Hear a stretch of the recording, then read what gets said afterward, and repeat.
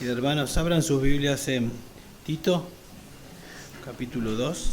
Vamos a leer del versículo 1 hasta el 10 y después nos vamos a enfocar en el verso 6, 7 y 8.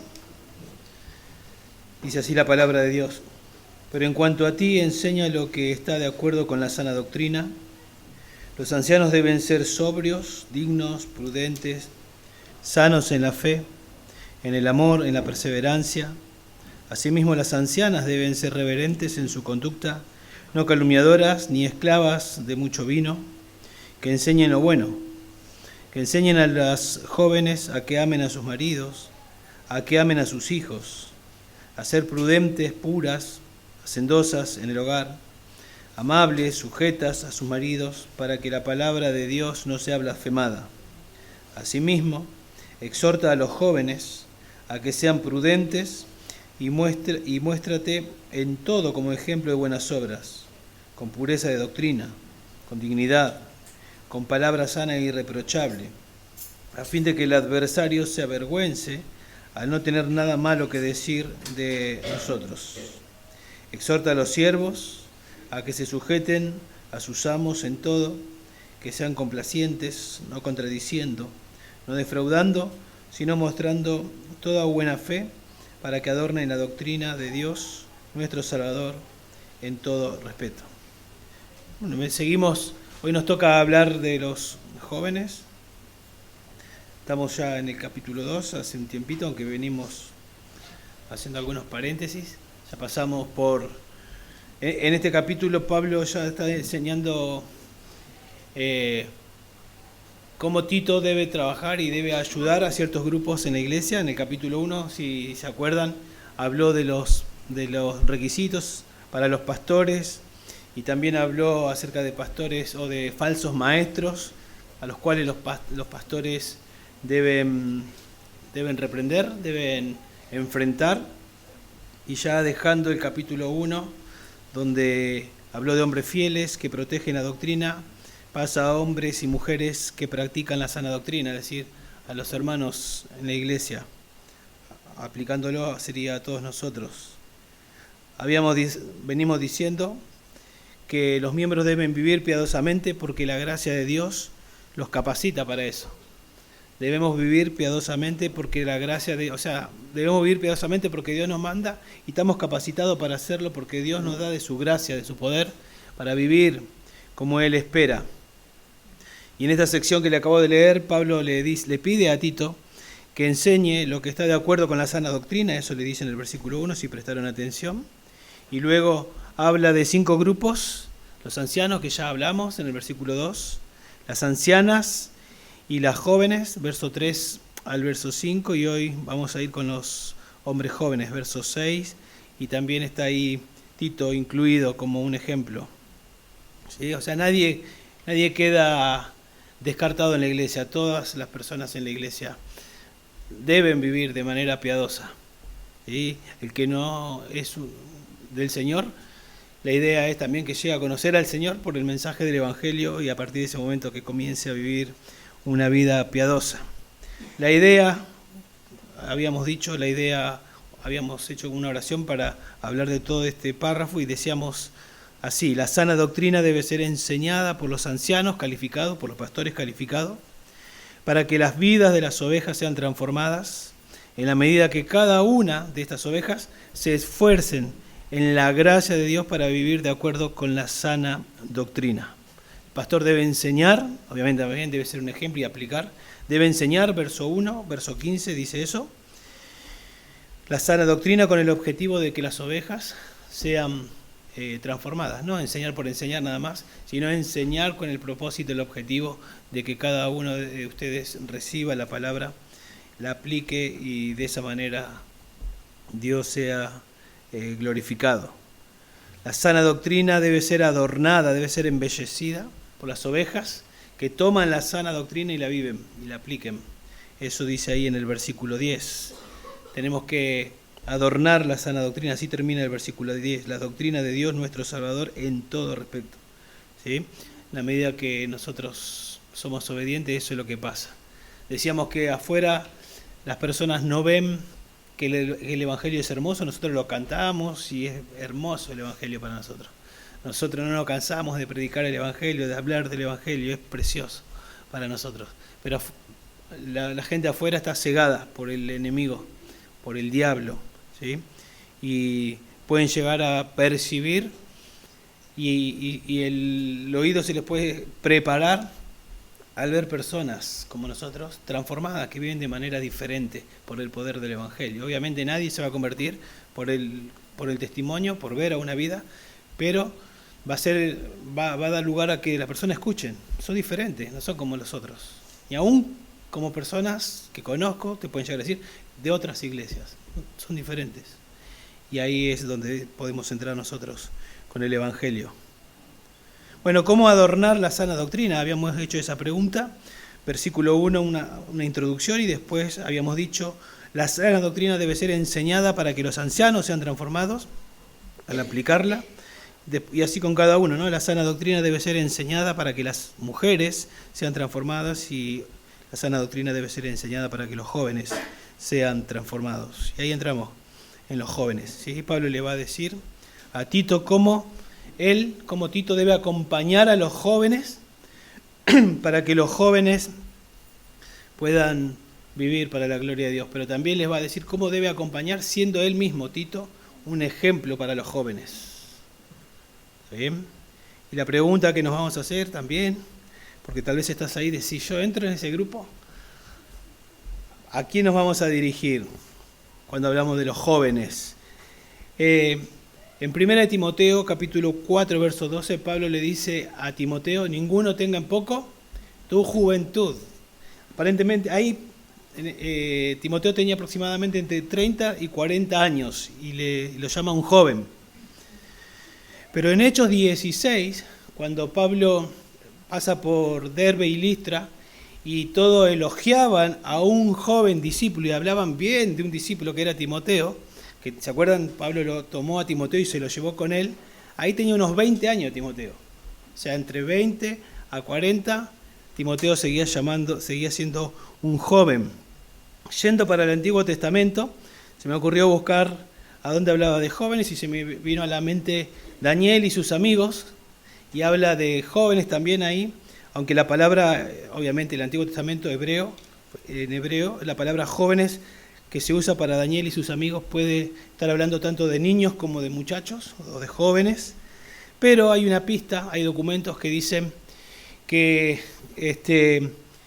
más o menos a los 14 años comenzaba la educación. Los persas comenzaban a educar a los jóvenes más o menos a los 14 años, así que se puede pensar que más o menos tenían esa edad, 14 años, cuando fueron llamados para ser instruidos y para inculcarle la cultura.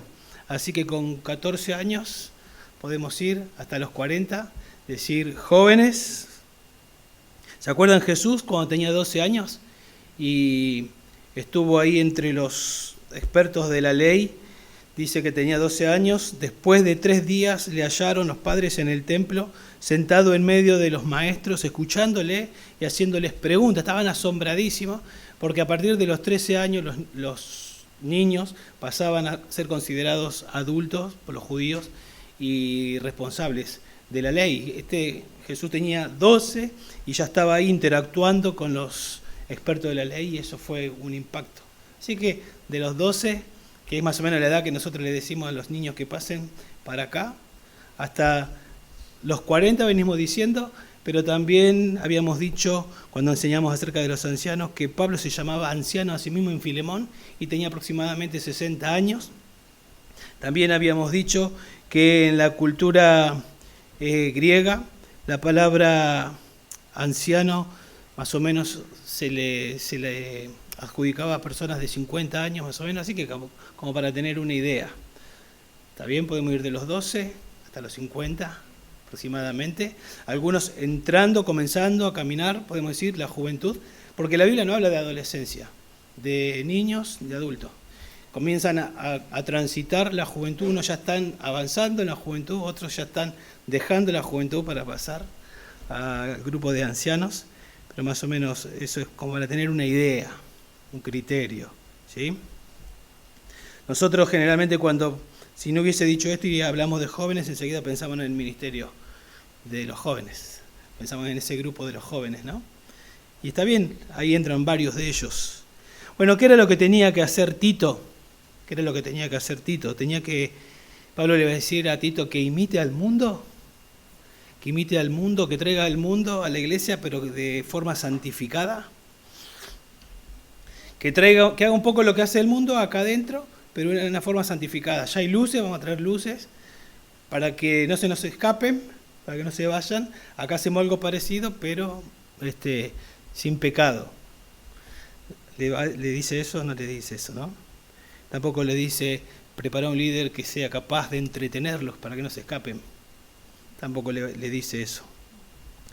Pablo quiere que los jóvenes evidencien el carácter de Cristo, ¿sí? Que sean transformados internamente y que la vida de estos jóvenes adornen la doctrina. Y eso no se puede hacer por cosas, por métodos, por cosas externas. Eso lo hace la palabra de Dios.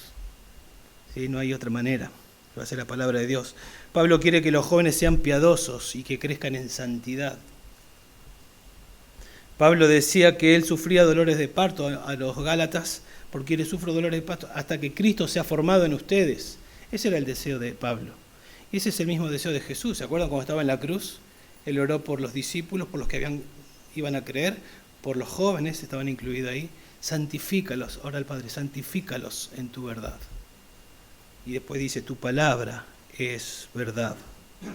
Así que lo que Dios quiere, lo que Pablo quiere, lo que le va a decir a Tito, lo que Dios quiere es, diría John Piper, que no desperdicies tu juventud. Que no desperdicies tu juventud. Yo sé que algunos de ustedes, jóvenes, están firmes en el Señor, gracias a Dios. Están firmes. Pero también sé de algunos, ¿no? Hablando de la edad que dijimos, que tal vez están luchando, están siendo atraídos por el mundo, están siendo atraídos por Satanás, están creyendo al mundo, a Satanás, que allá está mejor. Capaz que ves a tus compañeros en la escuela o de fútbol o tus compañeros que no son creyentes y pensás que la están pasando re bien, que están disfrutando, que te estás perdiendo de algo por la vida que ellos llevan. Eso es un engaño del diablo, ¿sí? Es un engaño del diablo. Dice primera de Juan 2:15, el apóstol Juan le dice lo siguiente, no améis al mundo ni las cosas que están en el mundo. Si alguno ama al mundo, el amor del Padre no está en él. Si alguno ama al mundo de manera permanente, ama al mundo y desea al mundo, el amor del Padre, básicamente lo que está diciendo al decir el amor del Padre no está en él, no es salvo. El amor no ha sido derramado en sus corazones, como dice Romanos 5:5. Por eso no ama a Dios, ama al mundo. Y escuchen la razón que da Juan, porque todo lo que hay en el mundo, la pasión de la carne, la pasión de los ojos y la arrogancia de la vida no proviene del Padre, sino del mundo. El mundo pasa y también sus pasiones, pero el que hace la voluntad de Dios permanece para siempre. Básicamente lo que Juan está diciendo, las cosas que el mundo te ofrece, que parecen deseables, que parecen agradables, es un engaño diabólico. ¿Sí? Es un engaño diabólico. Lo que vos pensás que están disfrutando tus compañeros y que vos te estás perdiendo de algo, es cuestión de tiempo para que, si Cristo no llega antes a sus vidas, veas las consecuencias de los pecados de vivir una vida alejada de Dios. Entonces, no le creas al diablo, no le creas al mundo, créele a Dios. La Biblia dice que el diablo es el príncipe de este mundo y Dios es la verdad, ¿no? Él es la verdad. Jesús dijo, yo soy la verdad, no una verdad, la verdad. Y también dice, mi palabra es verdad. Bueno, Dios es la verdad. ¿Dónde está? Dejó su palabra. Acá está la verdad. Lo que Dios dice. El príncipe del mundo es el diablo, ¿sí? Y quiere destruir tu vida. Te odia, quiere destruir tu vida. Y el Señor te ama, ha dado a su Hijo para salvarte, para reconciliarte con Él. Y te ha dado instrucciones para que puedas vivir en este mundo una vida diferente. Para que tu vida sea bella en la medida que escuchás el mensaje de Dios y lo aplicas a tu vida. En Eclesiastés 12:1, el Señor dice así, por medio de Salomón: acuérdate de tu Creador en los días de tu juventud, antes que vengan los días malos. El Señor siempre va a estar, ¿no? Esperando, si no llega la muerte antes, esperándote. Pero antes que lleguen los días malos, que envejezcas, acordate de tu Creador, viví para Él. ¿Sí? Adornen la sana doctrina, adornen la sana doctrina. ¿Cómo la adornamos a la sana doctrina? Siendo prudentes, siendo ejemplos, eso es lo que vamos a ver, y teniendo un testimonio digno.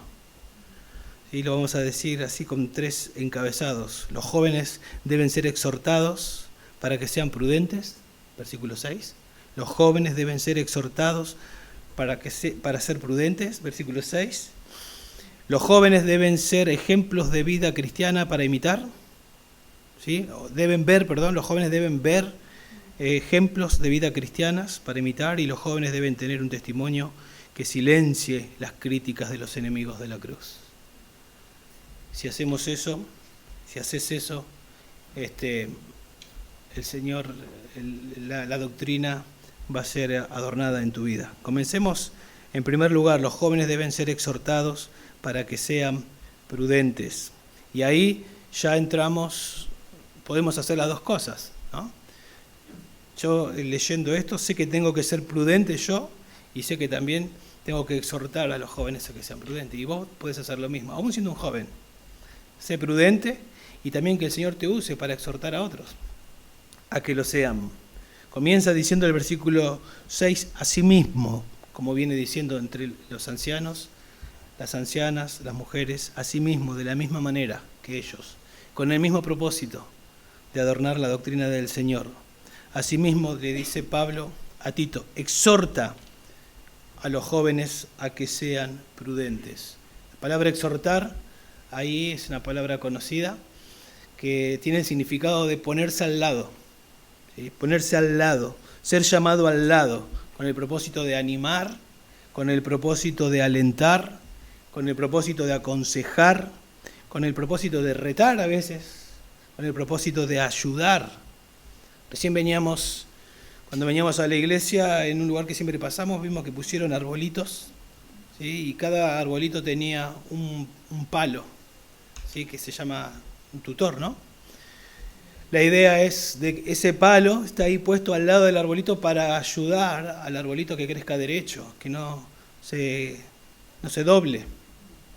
Y la idea acá de Pablo, lo que Tito tenía que hacer es ponerse al lado como un tutor para ayudar a los jóvenes a que no se desvíen, para ayudar a los jóvenes a que crezcan derecho, enfocados en Dios, en su gloria, para que el carácter de Cristo sea formado en ellos. Eso es lo que tenemos que hacer. ¿Sí? Eso era lo que tenía que hacer Tito como líder, y obviamente cada uno de nosotros podemos aplicarlo. Yo lo tengo que, primero que nada, tengo que aplicarlo. En mi casa tengo 2 jóvenes, y vos, si sos padre, capaz que tenés algunos jóvenes también en tu casa. Empezá a aplicarlo ahí. Y después tenemos a los jóvenes de la iglesia. Está en imperativo, es un mandato, es algo que Tito tenía que hacer. Está en tiempo presente, o sea, no era que lo hacía una vez al año. Era algo que era parte de su ministerio. No podía olvidarse de hacer esto, de mirar, de observar a los jóvenes, de orar por ellos y de exhortarlos, de ponerse al lado y exhortarlos para que sean prudentes. ¿Sí? ¿Qué significa prudente? Justamente el domingo pasado, tocando Pedro, se usó también la misma palabra, prudente. Y la idea es de cuerdo, sobrio, sano juicio, de mente sana, de mente ordenada. Tal vez una buena ilustración es pensar en el endemoniado gadareno, que cuando el Señor llega y le saca los demonios, ese hombre dice que está sentado en su juicio cabal. A partir de ese momento que el Señor llegó a su vida, tiene una mente ordenada. A partir de ese momento tiene la capacidad de tener dominio propio en su mente. Antes lo dominaba otra cosa, pero a partir de ese momento este hombre tiene una mente ordenada y tiene autocontrol. ¿Sí? Y la idea es de esta palabra de ser prudente es tener una forma de pensar que controla mi actuar. Tener una forma de pensar que controla mi actuar. De ahí dominio propio, autocontrol. Y eso es lo que necesitan los jóvenes. Necesitamos ayudarles a que tengan dominio propio. Por naturaleza, los jóvenes son impulsivos, y no vamos a generalizar, pero por naturaleza son impulsivos. Dice Pérez Millo en su comentario, el joven es dinámico, ¿sí? Se caracteriza por la actividad, por la fuerza, y en ocasiones su vida no es juiciosa, no es sensata, no es moderada. Por los impulsos actúa y va, y tal vez hace falta que alguien se le ponga al lado y lo ayude a pensar en cuanto a lo que está haciendo, ¿sí? Para que tenga una mente ordenada y pueda pensar para actuar conforme a las Escrituras y no ser guiado por las pasiones, por el impulso, sin pensar demasiado. Eso es lo que hay que hacer. Pablo le dice a Timoteo, huye de las pasiones juveniles, ¿se acuerdan? Hablando de pasiones pecaminosas, huye de las pasiones juveniles. No dice, quédate a enfrentarla, huye. La idea es como un fugitivo, huye, que no te alcancen las pasiones juveniles. Y cuando habla de pasiones juveniles en ese pasaje, no específicamente está hablando de lo que tal vez pensamos rápidamente, pasiones pecaminosas, pasiones sexuales. Obviamente que en la aplicación la podemos incluir, pasiones sexuales, pero ahí entra el orgullo, anhelo a las riquezas, ambición exorbitante, envidia, un espíritu argumentativo. Siempre quieren ganar los debates, quieren argumentar, quieren ganar los debates, quieren tener razón. Y no lo vamos a menospreciar porque sean jóvenes, pero a veces hay que ayudarlos a pensar. Y dice, huye de las pasiones juveniles, que no te controlen, y sigue la justicia. ¿Dónde está la justicia? ¿Dónde está lo que es justo? Las Escrituras. Entonces, huye de esas pasiones pecaminosas y lleva su mente a las Escrituras para que piense bíblicamente y actúe bíblicamente, no impulsado por las pasiones. Que tenemos todos, pero acá está hablando de los jóvenes. ¿Sí? Dice en primera de Pedro 5:5, ahí Pedro les dice a los jóvenes que se sometan a los ancianos, que se sometan a todos los hermanos, también dice. Vístanse de humildad a los jóvenes. Y cuando vas a los comentarios y mirás, la mayoría probablemente dice esto porque los jóvenes se caracterizan por ser arrogantes, por ser sabios en su propia opinión, por siempre creer que la saben, cuando hay gente que ya pasó por su edad, que ya la vivió, y no solo la vivió y tiene experiencia de haber vivido, sino que ahora son salvos, son convertidos y tienen las Escrituras y tienen la capacidad de pensar y tener una manera mejor de ver la situación y la capacidad de advertirte. Pero los jóvenes creen que a mí no me va a pasar, no es así, yo sé. Y nosotros por dentro decimos, ¿sabes? No sabes. Entonces necesitamos ponernos al lado de los jóvenes y ayudarles a que sean prudentes, a que tengan una mente ordenada, ¿sí? Eso es lo que tenemos que hacer, ayudarlos a cultivar el dominio propio, lo cual incluye el control de la lengua, ¿sí? Los apetitos corporales. En 1 de Pedro 2:11 dice, abstenete de las pasiones carnales que batallan contra el alma. Las pasiones carnales, hace no mucho estudiamos ese pasaje. Las pasiones carnales son presentadas como un ejército que batallan en nuestro interior contra el alma. Bueno, hay que enseñarle a los jóvenes a que se abstengan de esas pasiones carnales, que no controlen su vida, sino que puedan tener autocontrol, dominio propio, una forma de pensar bíblica, como el apóstol Pablo lo tenía. ¿Se acuerdan Pablo en 1 Corintios? Capítulo 9, verso 25 al 27, donde él dice que corre en el estadio, de todo se abstiene. Ahí está el autocontrol, se abstiene. Tiene ganas de algo, tal vez de comer algo, pero se abstiene porque tiene que competir. Eso es autocontrol. Y dice que los que están en el estadio también, o Pablo después dice que él golpea su cuerpo golpea su cuerpo y eso también es disciplina. La idea es de que golpea su cuerpo, la idea es que disciplina su cuerpo para no hacer lo que su cuerpo le pide. Eso es autocontrol. Sino para hacer lo que Dios quiere. El cuerpo te va a pedir muchas cosas, ¿sí? Pasiones carnales. Y nosotros necesitamos tener autocontrol. Y necesitamos ponernos al lado de los jóvenes para enseñarles a que tengan autocontrol. Enseñarles, no podemos nosotros tocarle un botón y hacer lo que funcione. Pero sí le podemos enseñar. ¿Y qué es lo que tenemos que hacer? Bueno, hay un pasaje en Gálatas, capítulo 5, verso 19, que habla de las pasiones carnales y las comienza a nombrar, las pasiones carnales. Y después lo contrasta con el fruto del Espíritu. Y dentro del fruto del Espíritu hay como eslabones, y el último de esos eslabones es dominio propio. Dominio propio. Y en 5:16, antes de entrar en esa sección, dice, andad en el Espíritu y no satisfagáis los deseos de la carne. Andad es un mandato, acción continua, indica un progreso. ¿Y qué significa esto de andar en el Espíritu?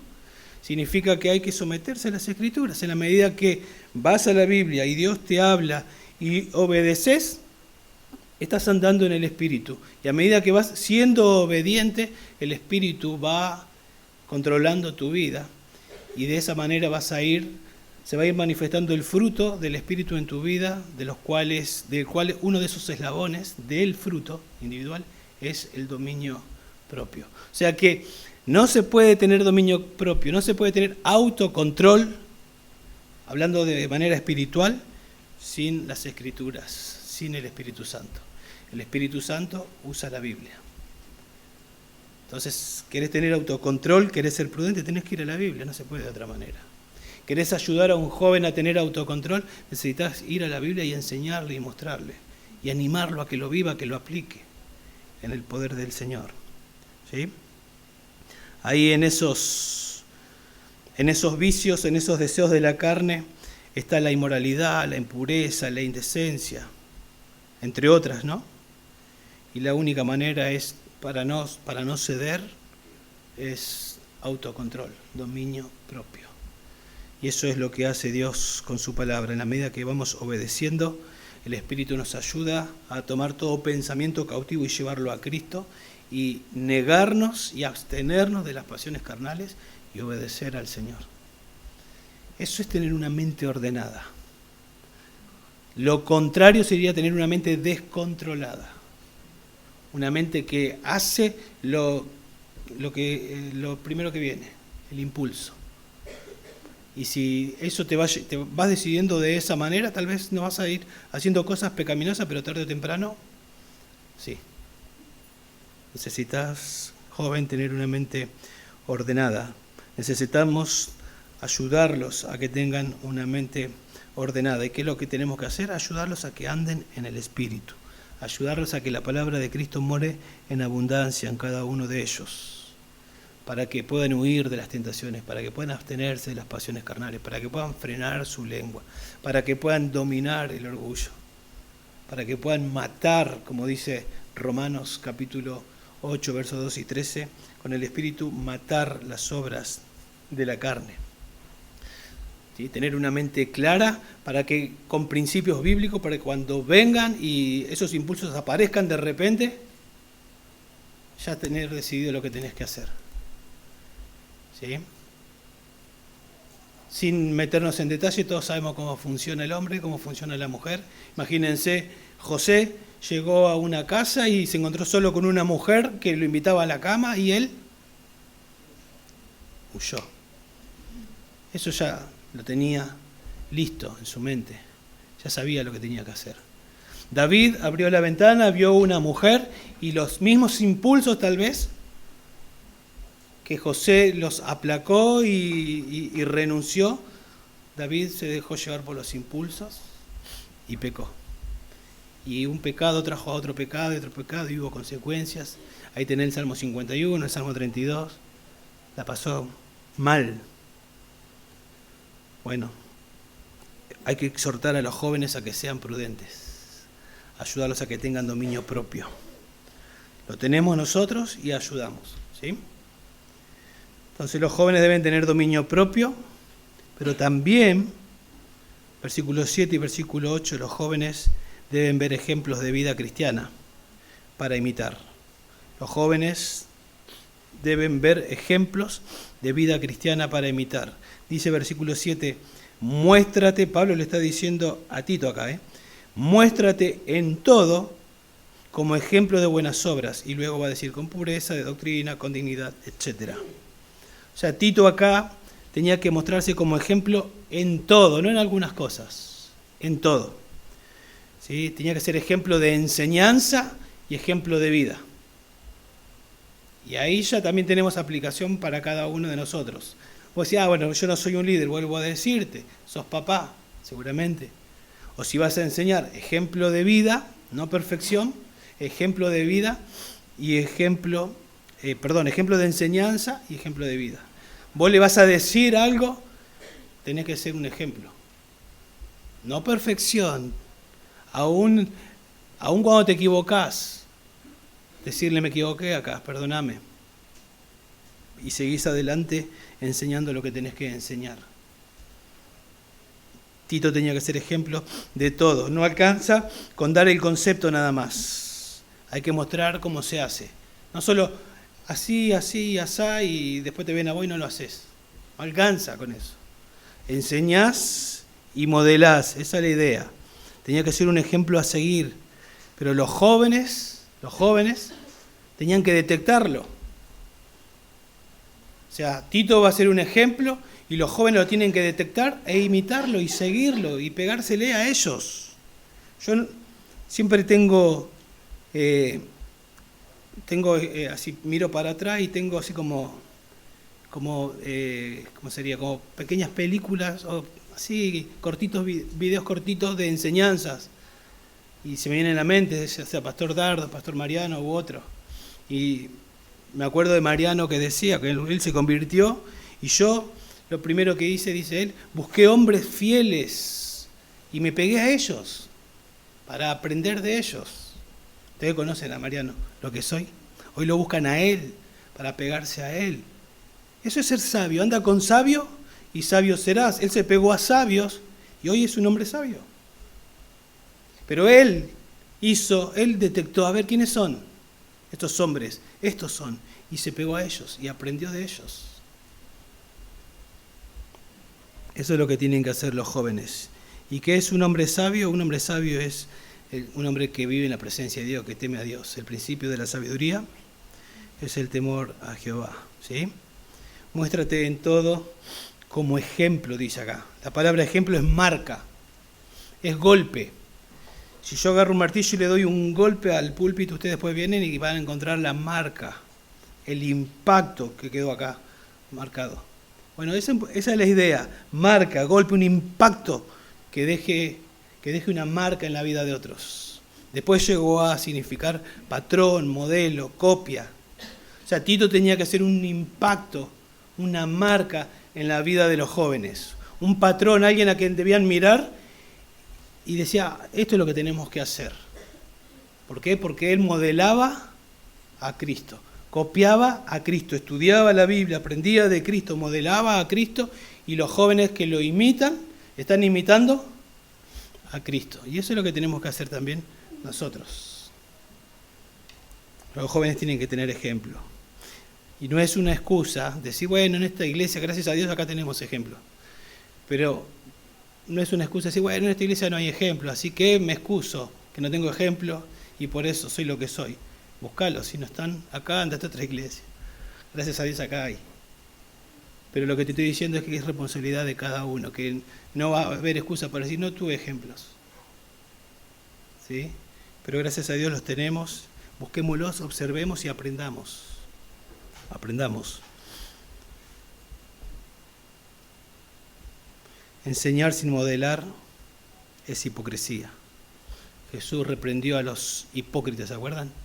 Hipócritas, les decía, hipócritas. Sí, el Señor los reprendía porque ellos decían, pero no hacían. Decían, pero no hacían. Tito debía ser un modelo a seguir. Y no solo Tito, cada líder ¿sí? Debe ser un ejemplo a seguir. Ahí en 1 de Pedro 5:3, Pedro le dice a los ancianos, yo anciano también, dice, apacienten la grey del Señor, siendo ejemplos de las ovejas. Sean ejemplos, que lo vean, apaciéntenle, enséñenle y sean ejemplos. En Hebreos capítulo 13, verso 7, dice, acordaos de vuestros pastores, cuál haya sido su enseñanza, cuál haya sido su conducta. ¿Para qué? Para imitar su fe, para imitar su confianza. O sea, acordate. Y es un pasaje que se usó mucho en este tiempo después de la partida de John MacArthur, hablando de este pasaje. Dice, hacemos esta conferencia para acordarnos del pastor MacArthur, cuál fue su enseñanza, ¿sí? Recordar su conducta. Y me llamó la atención, y si ustedes vieron, lo más llamativo es que si bien los mensajes están por todos lados y quedaron en YouTube y grabados, lo que más se acuerdan es la marca, el impacto, la influencia. Sus hijos hablan y no hablan de sermones, hablan de la vida de este hombre. Los pastores que estuvieron cerca de él hablan de la vida de ese hombre. Un impacto que sigue hablando hasta el día de hoy. Dejó un legado. De eso se trata. ¿Sí? De eso se trata. Sus hijos hoy son grandes, pero en algún momento fueron jóvenes. Y los sentó al lado de él. ¿Se acuerdan? ¿Vieron ustedes hace poquito? Esto se me viene a la mente ahora, cuando iban en el auto y un hijo posiblemente tenía un tumor y no sabían qué iba a pasar, y él estuvo 9 días, creo, orando, ayunando, y después lo llevaba en el auto, y en un momento le toca la pierna al hijo y le dice, hijo, ¿estás preparado para morir? Y tenía 18 años, era del Señor, ya era salvo.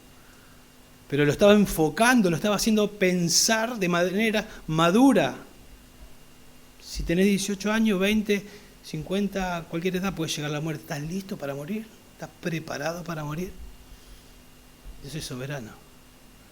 Bueno, eso es lo que necesitan los jóvenes, ¿sí?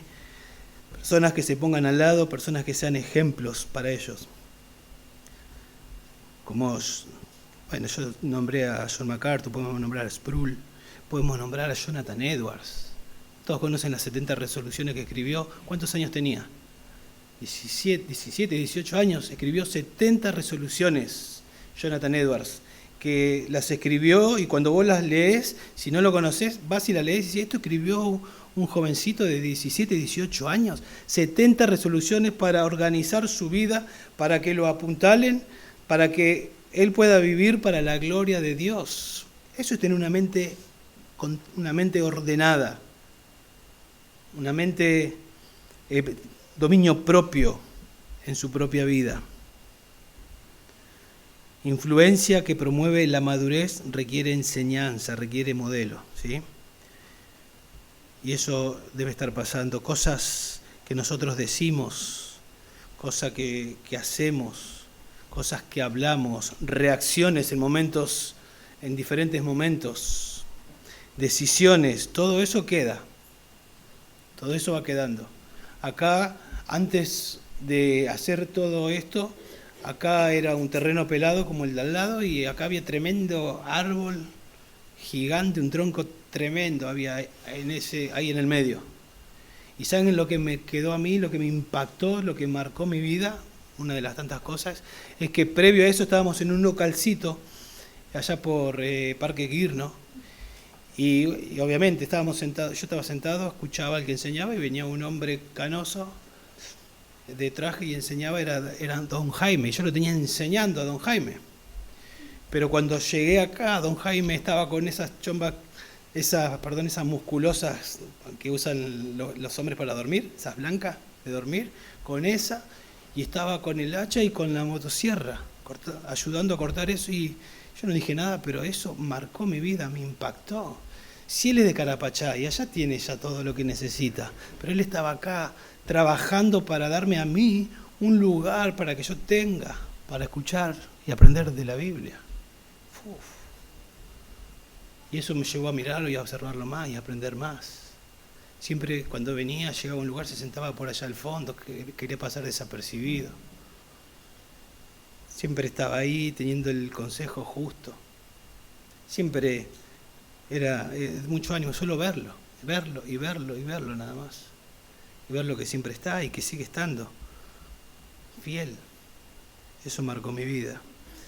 Una vez hubo un campeonato de fútbol y nos llevaron a nosotros que éramos nuevos a ayudar al campeonato de fútbol evangelístico. No sé si fue Nico, pero fue Cristian a ser de árbitro y yo de juez de línea. Y nosotros recién convertidos. Y había uno que tenía ¿vieron cómo se usaban los pantalones? Que ahora se empezó a usar de nuevo, casi que se le ve toda la ropa interior, todo así que se le caía. Y trataba mal a Cristian. Y yo por dentro me moría. Y después, que pasó, obviamente no pasó nada, no hicimos nada. A la semana fuimos al CCB, a estudiar el CCB. Y llegué un ratito, llegamos temprano y estábamos ahí, llegó Dardo, y lo que conocen a Dardo como es, reactivo. Vamos a la esquina a tomar un café. Fuimos a la esquina y estuvimos tomando un cafecito ahí en un kiosco así paradito nomás, y le conté yo esto. Estaba pasando esto con Cristian y yo me moría, y él me agarró, me abrazó, y básicamente lo que me dijo, no me acuerdo textualmente, pero me dijo, él todavía no conoce al Señor, Diego. Por eso actúa así. Vos sí. Si vos hubiese hecho algo, no ibas a glorificar al Señor. Puf, marcó mi vida. Me ayudó a pensar, a entender cómo tengo que pensar yo en situaciones así. Hizo esto, se me puso al lado y me enseñó. Y eso marcó mi vida. Y eso es lo que tenemos que hacer nosotros. Ni se debe acordar, pero yo sí. Y eso es lo que tenemos que hacer nosotros con nuestros hijos, con los jóvenes, ayudarles. ¿Sí? En la medida que nosotros imitamos a Jesús y otros nos imiten a nosotros, van a estar imitando a Jesús. Si nosotros somos obedientes, procuramos ser humildes, servimos al Señor, somos compasivos, tenemos misericordia y nos ven y nos imitan, van a estar imitando a Jesús. Porque ¿quién es obediente, humilde, compasivo, servicial, misericordioso, amoroso? El Señor. Pablo decía, sed imitadores de mí, como yo de Cristo. Yo no digo que digamos eso, Imítenme a mí como yo a Cristo. Solamente hagámoslo. Necesitamos entonces la Biblia para cultivar el dominio propio. Necesitamos la Biblia para llegar a ser buenos ejemplos a seguir. Necesitamos la Biblia, que es la que salva, la que santifica, y la Biblia también nos capacita para hacer buenas obras. Y fíjense que acá sigue de esa manera. Asimismo exhorta a los jóvenes a que sean prudentes, muéstrate en todo como ejemplo ¿de qué? De buenas obras. Básicamente esto de ser ejemplo de buenas obras significa, podemos resumirlo de esta manera, ejemplo de servicio sacrificial. Tenemos que ser ejemplo de servicio sacrificial.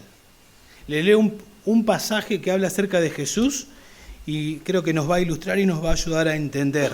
En Hechos 10:38 dice que Dios ungió a Jesús de Nazaret con el Espíritu Santo y con poder, el cual anduvo haciendo bien, buenas obras, y sanando a todos los oprimidos por el diablo.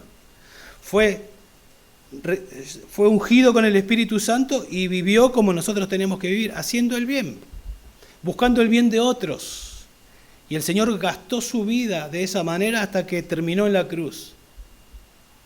Él no vino para ser servido, sino para servir y para dar su vida en rescate por muchos.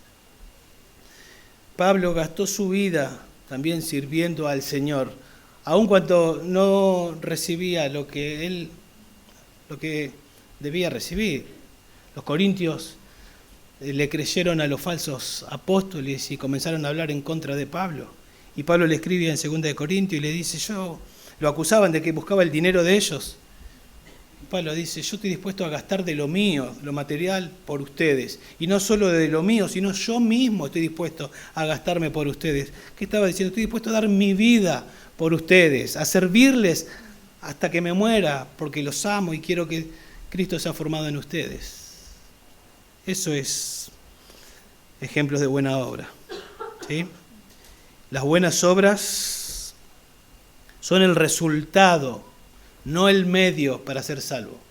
Cuando una persona es salva por los méritos de Cristo, por la obra de Cristo en la cruz, Cuando una persona entiende que el que murió en la cruz es Jesús, es el Hijo de Dios, es Dios y hombre, el hombre perfecto que vino, hizo todo lo que nosotros sabemos, pero que vino para morir en esa cruz como sustituto para salvarte a vos y a mí. Cuando esa persona entiende que Jesús pagó todos los pecados y que la muerte no lo retuvo, sino que resucitó venciendo al pecado, a Satanás, que pagó todo. Cuando te arrepentís y crees, porque crees en la obra de Él te salva y a partir de ese momento comenzás a hacer obras como resultado de que su obra te transformó. O sea, lo que quiero que quede claro es que las obras no salvan. Las obras son el resultado de alguien que es salvo. ¿Sí? Por eso dice en Efesios 2:10 que somos hechura suya, o en el 9 dice primero, no por obras para que nadie se jacte, sino que somos hechura suya, creados en Cristo Jesús para buenas obras. En Santiago capítulo 2 dice que el que ve a su hermano tener una necesidad y le dice, anda, que Dios te ayude, por así decirlo, y no hace nada, tiene una fe muerta, en realidad no tiene una fe viva, porque el que realmente ha nacido de nuevo hace buenas obras, ¿sí? Para la gloria de Dios. En Hebreos capítulo 9, verso 14, habla del Espíritu que limpia nuestras conciencias de obras muertas y nos lleva a hacer obras de vida, obras vivas. O sea que el mismo Espíritu que llega a nuestras vidas nos limpia de obras muertas de nuestra antigua vida y nos impulsa a vivir, a ser hombres y mujeres que hacen buenas obras para la gloria de Dios. Es como las obras tienen que ser parte inherente del cristiano. No puede ser que sea cristiano y que no haga buenas obras. Fíjense ahí en capítulo 3, verso 1. Dice, recuérdales que estén sujetos a los gobernantes, a las autoridades, que sean obedientes, que estén preparados para toda buena obra.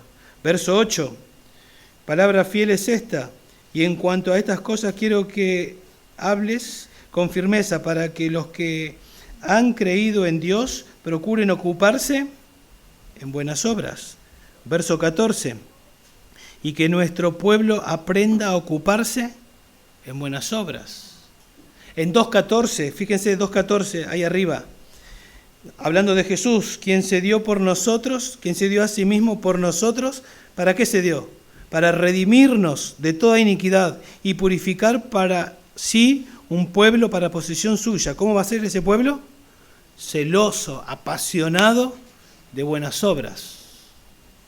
Muéstrate en todo como ejemplo de buenas obras, que te vean que gastás tu vida para el Señor, que vivís para el Señor y para otros. Vos mirás a Pablo y decís, imítalo. Él imitó al Señor.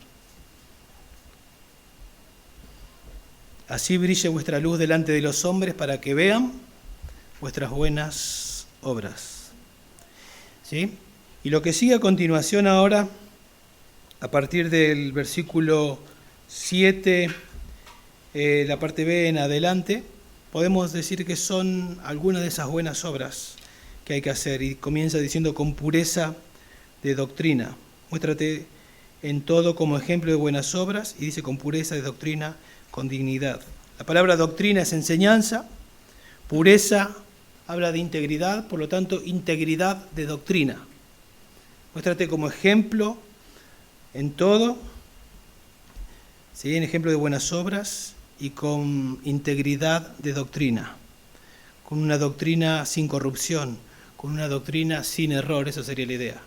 Lo cual implica que Tito tenía que hacer lo que Pablo le dijo a Timoteo que haga en 2 Timoteo 2:15. Procura con diligencia presentarte a Dios aprobado, como obrero que no tiene de qué avergonzarse, que traza con precisión la palabra de verdad. ¿Qué significa? Que estudia las Escrituras, no para inventar lo que a él le parece o decir yo creo, sino para desenterrar qué es lo que Dios dice y poder llegar a una correcta interpretación y poder enseñarla. Esa es la idea. para que tenga una doctrina íntegra, una doctrina sin corrupción, una doctrina sin error. Así, eso es, los jóvenes tienen que ver hombres que estudian las Escrituras y que no les interesa dar sus opiniones, que quieren ver qué es lo que dice Dios y que siempre son íntegros en ese sentido.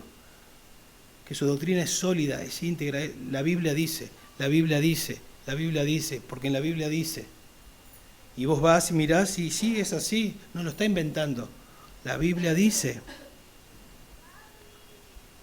Pablo decía, yo procuro agradar a los hombres o a Dios. Si yo procurara agradar a los hombres, no sería siervo de Dios, dice en Gálatas 1:10. ¿Qué significa? Que él buscaba agradar a Dios, estudió las Escrituras, no quería fallar a Dios. Y si eso que enseñaba caía mal, bueno, lo lamento. La palabra de Dios es dura muchas veces.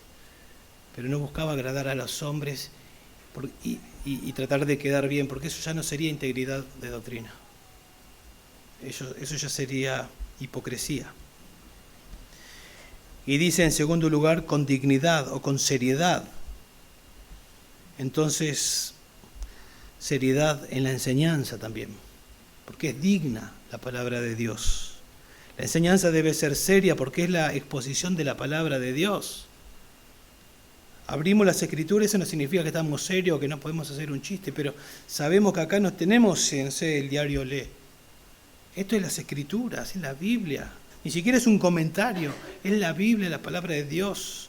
Estamos convencidos de que Dios inspiró su palabra y de que si la abrimos, la leemos, la explicamos y la aplicamos conforme a lo que la Biblia dice, es la palabra de Dios. Toda la Escritura es inspirada por Dios. Tenemos reverencia. Amamos a Dios y queremos someternos a Dios. ¿De qué manera práctica nos sometemos a Dios? Dios habló. Nos sometemos a las Escrituras.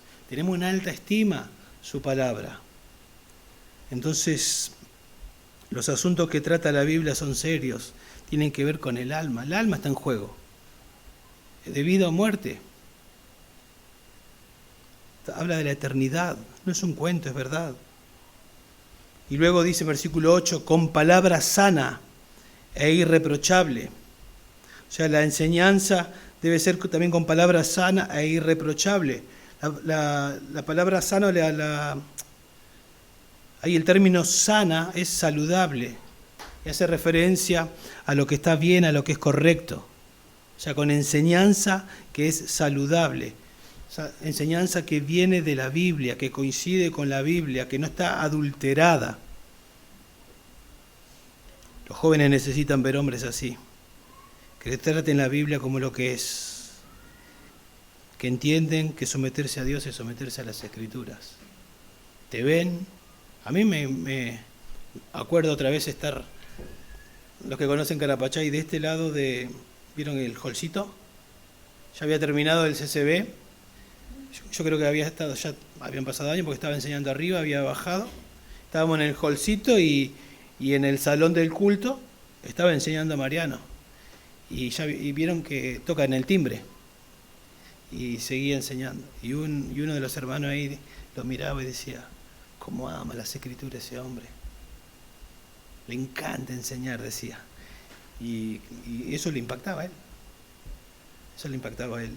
A ese joven le impactaba ver cómo trataba las Escrituras, cómo amaba la Biblia.